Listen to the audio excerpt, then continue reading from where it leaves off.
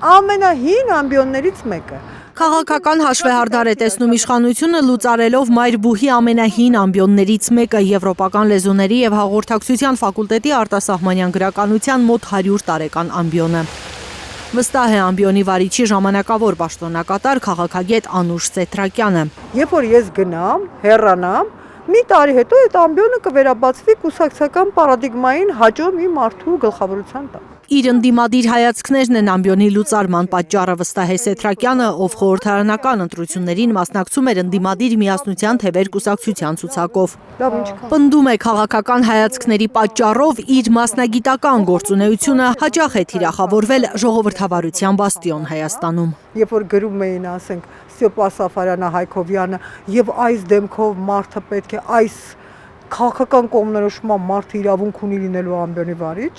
ես զարմանում եմ, միտեղ ոնց կարելի է ժողովրդավարություն քարոզել, միտեղ բացառել մարդու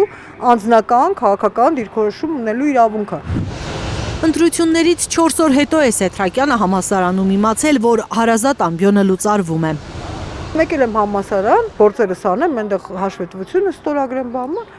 Մեկ էլ հանկարծ դեմս գալիս է մեր դեկանի ժամանակավոր պաշտոնակատարը, ասում է՝ Տիկին Սեթրակյան, չի տեղյակ չեք պահել, որ դուք տեղյակ եք, որ ամբիոնը լուծարել է։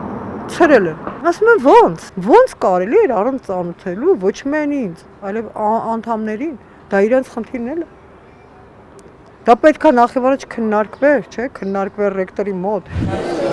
Սեթրակյանին պատճառաբանել են, թե ամբիոնը լուծարվում է ամբիոնների խոշորացման նպատակով։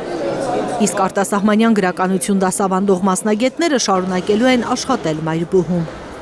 Խոշորացումը ոնց է կատարվում։ Խոշորացումը կատարվում է մի ամբիոնը լուծարելու հաշվին, թե երբ որ հայտարարում են, որ ISS ամբիոնները միավորվում են։ Ժամերը պահում են, դասախոսներին պահում են, ամբիոնը չեն պահում պատճառաբանելով, որ ժամերը քիչ են։ 35 տարվա աշխատանքային փորձ ունի Սեթրակյանը։ Համոզված է համալսարանի ներսում ամբիոններ խոշորացնելու, ժամեր ավելացնել, պակասեցնելու մտադրություն չի եղել։ Հրահանգ է իջել հոգաբարձուների խորհրդից, մասնավորապես խորհրդի նախագահ Սուրեն Պապիկյանից։ Ես ուղղակի, այն որ ասում եմ, ծանր քարով իջնում էի իշխանական բլոգերների գլխին, բոլոր տիպի, լինի դա հանրային խորհրդի նախագահ թե որևէ մեկը, իրենց մանիպուլյացիաները ուղղակի մերկացնում էի տեղում։ Իմ ստատուսները ահավոր բարեկիրթ են, իմ բոլոր քննարկումները սարսափելի բարեկիրթ են։ Ես կարող եմ շատ կոպիտ հակադարձել ֆեյքերին, ես գտնում եմ, որ ֆեյքը մարդ չի։ Դեմ չէր լինի Սեթրակյանը, եթե իշխանությունը խնայեր այդքան կարևոր արտասահմանյան գրականության ամբիոնը ու քաղաքական հաշվեհարդար տեսներ միայն իր հետ։ Ես կարող էի թողնել գնալ։ Բոլորը գիտեն, թե ինչքան լայն են իմ հնարավորությունները եւ իմ ակադեմիական։ Հիմա ես կարող եմ Messenger-ս բացել, տեսեք, քանի բուհա ուրախացել, ասենք, որ ասում է,